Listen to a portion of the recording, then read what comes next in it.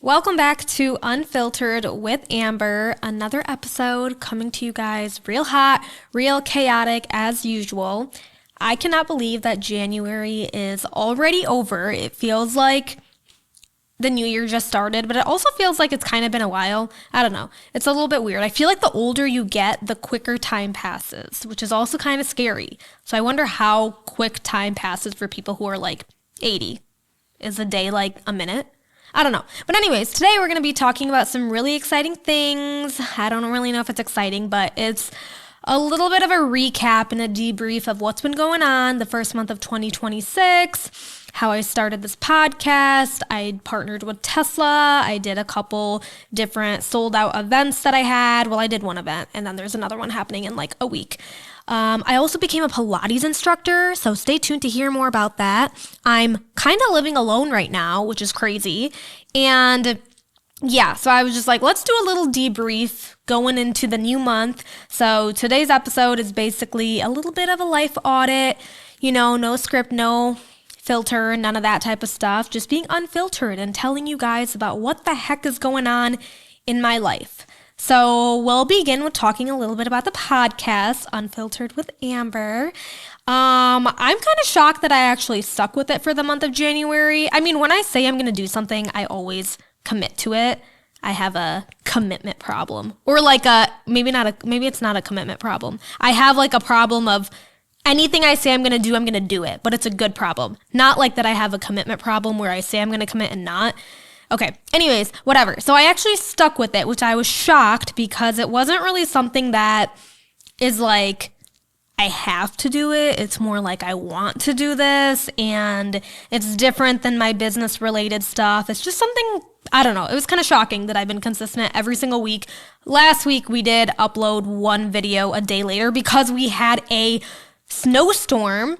Well, it wasn't really a snowstorm. It was like a winter crazy storm in Chicago. I live in Chicago for those of you who don't know. So it was like negative 25 with a wind chill of negative 40.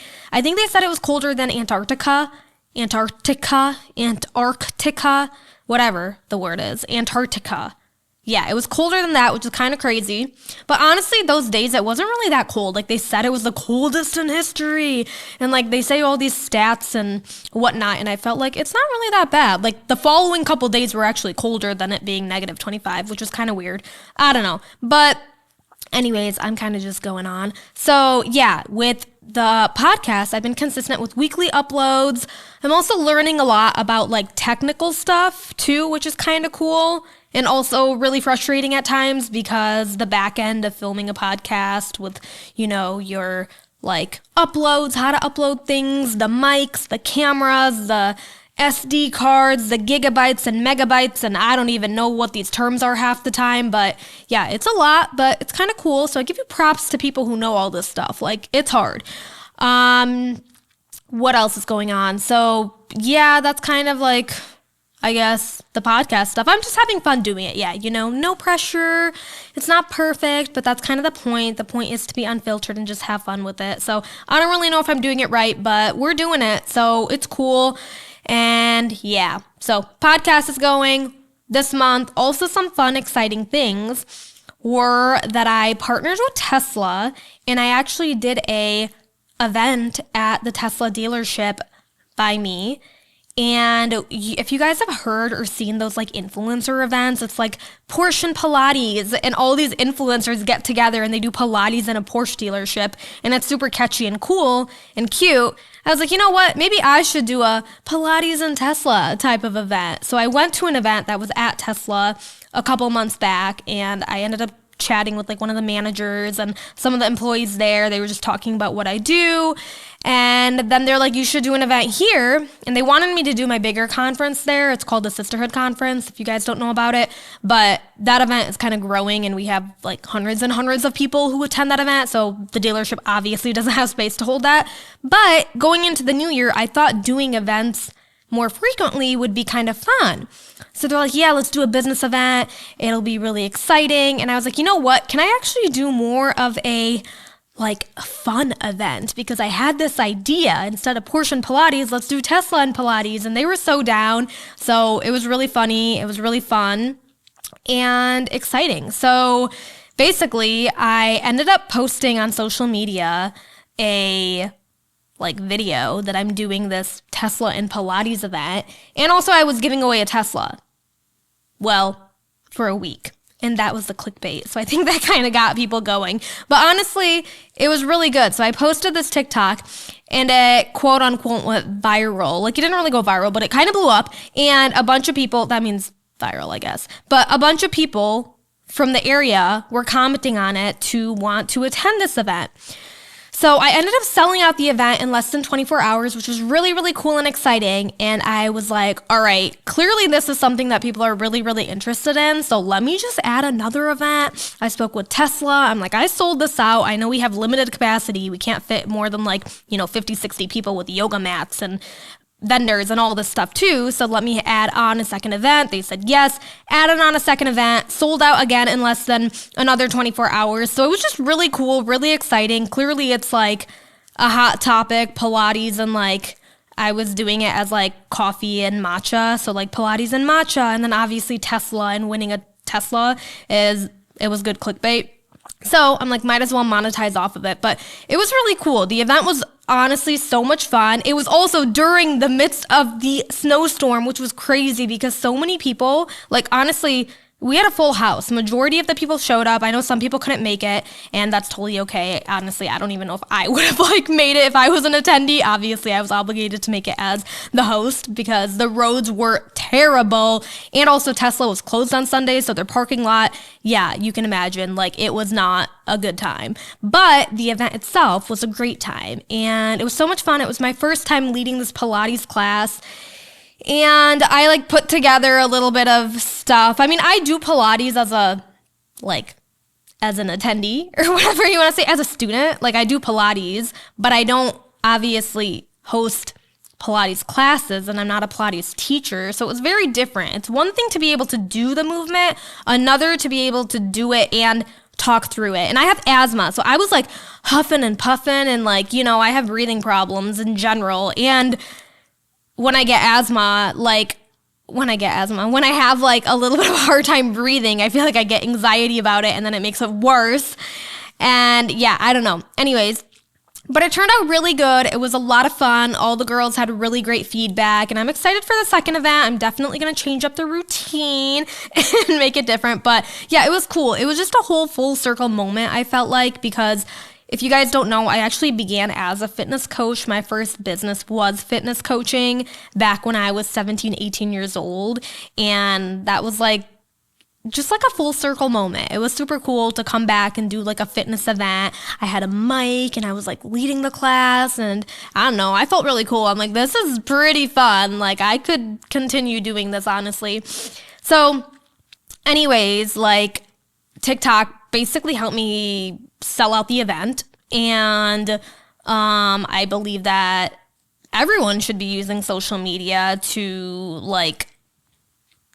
market themselves. That's literally my business. I don't know where I'm going with this, but anyways, I feel the main thing that I wanted to tell people with this, because people are how do you always sell out your events, and how do you always bring together such great people in rooms, and how are you always doing all these things? And I feel it's because I just do things. Sometimes I really don't know where it's going or if it's going to succeed or what's going to happen, but I end up monetizing after the movement is happening. I start taking action. I'm doing these things. I stop waiting to be ready. I stop procrastinating. I stop overthinking, and I just start doing. And I think that's the main thing for people. Everyone's waiting for the perfect moment, or I need to make a perfect TikTok that goes viral and then I sell out. No, literally that TikTok, I wasn't even gonna make that TikTok. I was sitting right here actually in this exact spot, and I was might as well make a little TikTok talking about it and give some details, because I didn't make a video prior. I just made a post. So I'm let me make a video. I made the video, and then I woke up the next morning with hundreds and hundreds and hundreds of comments of girls wanting to attend this event. So it wasn't even anything that I put together. I had no makeup on. I didn't get ready. I had pimples on my face. I literally just did one take on the video, and look what happened, So people are out there who are a lot less qualified than you, and they're doing the things that you want to do because they just take action. For example, me, I'm not a Pilates instructor. that's not my thing. But I realized that, okay, after this TikTok went, viral and a bunch of people are interested, let me monetize off of it. And I think you learn that as you start doing things and showing up and taking action, you realize, okay, what are things that I can continue monetizing off? Like, I could have just left it at one event and been like, okay, cool, let's just do one and leave it there. But I decided, I'm like, okay, so many people are interested. It's hot right now. I'm getting so many comments. Let me add a second event. I added a second event. And in less than 24 hours, I made like $5,000, which is crazy, just off of this little tiny event. And then I had a bunch of sponsors and vendors and people wanting to come in and like sponsor my event and pay for literally exposure. I had even like a photographer, videographer, an AV company, like all of them coming in and doing things to help me put this event together, when it was literally just like, I could have just left it at like, okay, we'll just do Pilates, a couple people, and leave it. But yeah, so I think it's really important just to remember that you just have to start taking action and just do the thing, okay? Because you never know what can happen, kind of the moral of the story. But also, speaking on the topic of TikTok, did you guys know that TikTok, it was like glitching the other day? And apparently TikTok, well, I already knew this, but it was like going through the transaction of the sale because the US bought it for $14 billion, which is crazy. But yeah, so the algorithm's going to change, things are going to change and whatnot, but it's cool. Anyways, yeah, so speaking of all that, the whole Pilates and Tesla thing, I just believe that it's really important for you guys to start taking action and do things that are on your mind and don't really have you don't really need to have much of an idea. So yeah, sold out the events, made a bunch of money in a short amount of time off of something that's not even my main business. I got a bunch of brands reaching out to me, asking me if they can collaborate with me, partner with me, sponsorship opportunities for me posting. So that's super cool. Big fitness companies too, that I used to be like, I wish I could be one of their athletes and stuff. So those people are literally reaching out to me. I also ended up launching a sisterhood social club, which is really cool. So you guys know I talk about the sisterhood conference, which is just an annual conference that happens once a year. And everyone constantly asks me how do I join the sisterhood community? And I'm like, I don't really know. You just come to the annual conference. Then I realized, I'm like, okay, maybe since I'm doing an event that is woman based, it's not business based, but it's still woman community coming together. Let me turn it into a social club and I can actually have sisterhood be a community. And it was just something that came to my mind literally in that week before the event. I started putting together a bunch of things just to make this membership happen for people. And then I'm like, let's just monetize off of it. So I think the big thing about being an entrepreneur and reaching success also is just when you have ideas, executing on it. Even if it doesn't work, just try things and then see what happens. And then you can kind of update and, reverse engineer things as you're going. But anyways, that's that. Also, speaking of Sisterhood Conference, I just booked my venue for it, which is a process. Venue hopping is crazy. It's probably my least favorite thing. If I could just have someone pick a venue for me and do all that work, I would. I just it's so tiring. I'm not an event planner, but I host this event every single year and I have to get into that mode. And all these venues are trying to rip you off and give you wedding packages that are $50,000 for 3 hours. And I'm yeah, no, not happening. I'm not having a wedding here. I'm doing a business event. So it's just a lot of work, but found a venue, super excited, booked it and all of that. And next month technically this month, I'm going to be launching that. So that'll be cool. But anyways, I'm going to tell you guys to just start doing things, okay? Because that's how you get ahead of everyone else. You don't have to have it all together. I definitely don't. But yeah, so I'm not a Pilates instructor, but it kind of just happened. And now I'm doing another one in a couple weeks. And also I had multiple different Pilates studios reach out to me and offer me jobs to become a Pilates instructor. I was like, you haven't even seen me do Pilates. And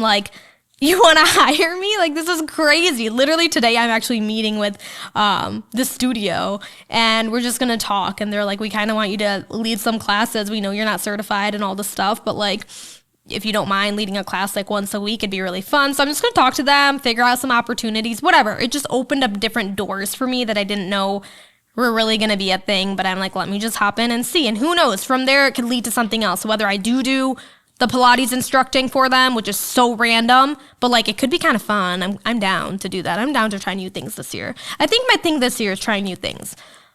I mean, I do that all the time, but like really trying new things. Like the podcast, that's new. Pilates, like who am I? Like this is crazy. Anyways, all right. So that's kind of that.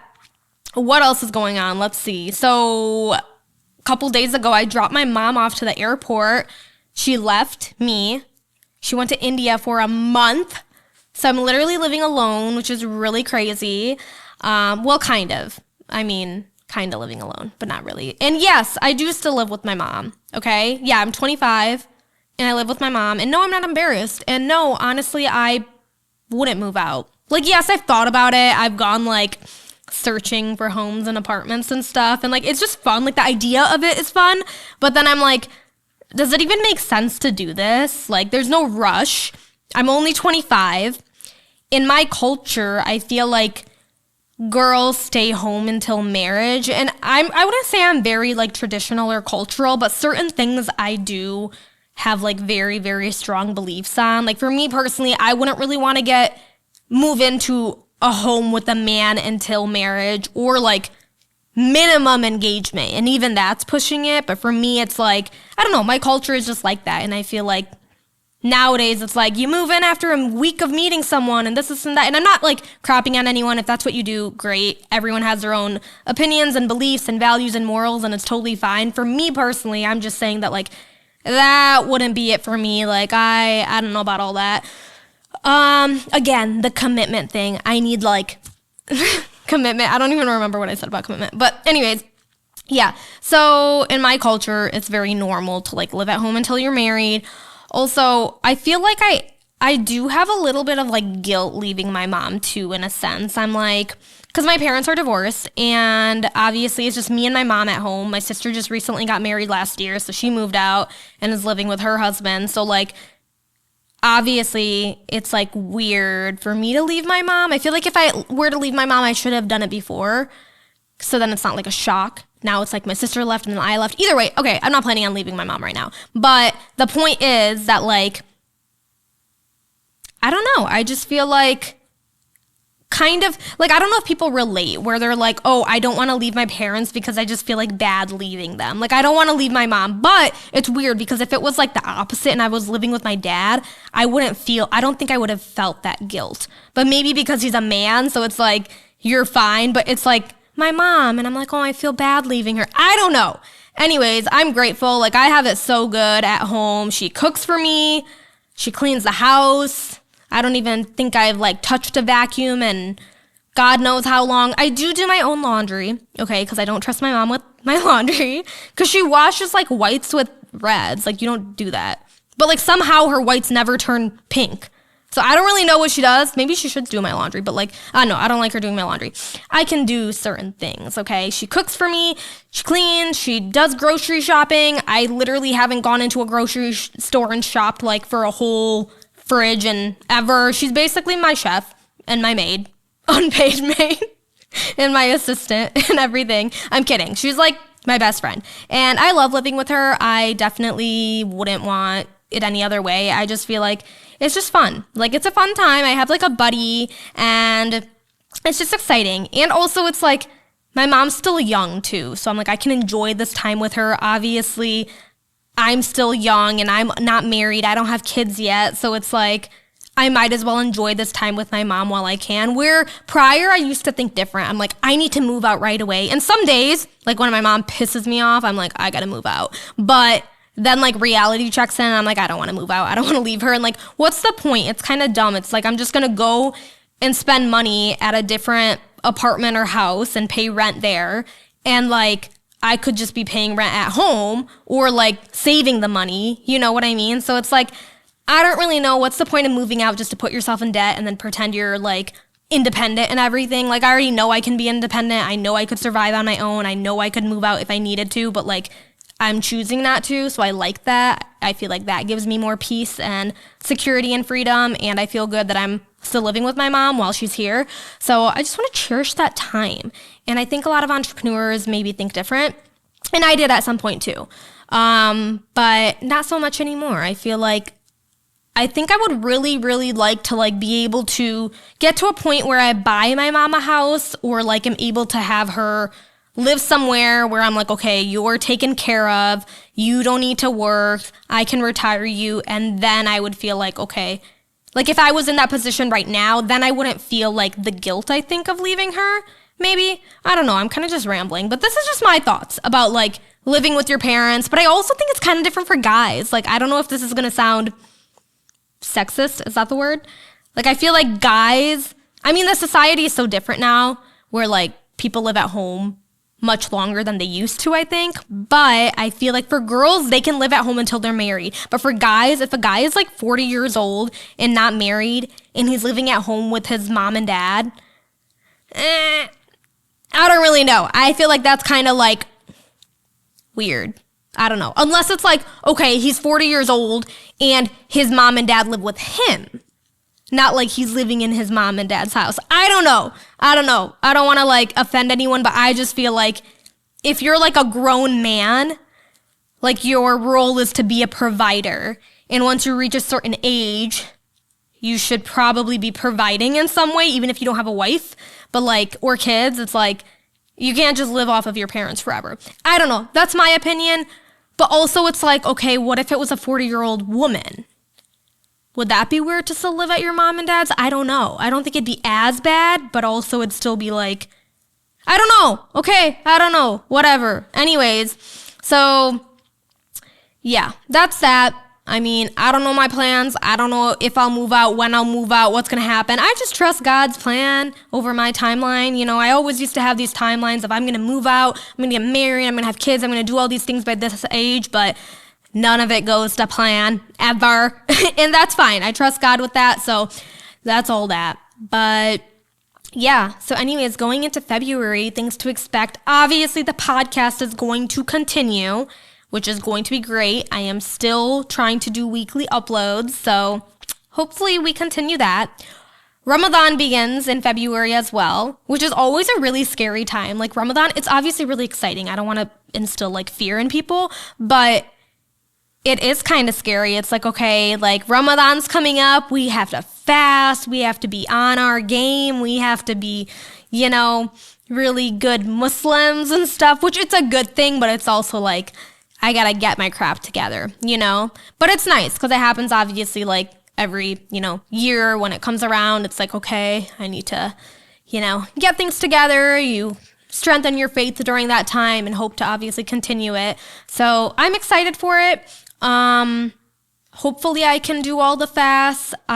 Since 2020, I had like a surgery. I think I mentioned it in episode 1, where after that I haven't been able to fast every single year. So it's been 5, almost 6 years of not fasting all 30 days, which is wild because growing up I would fast, you know, the entire 30 days since I was like, I don't know, 10 or whatever.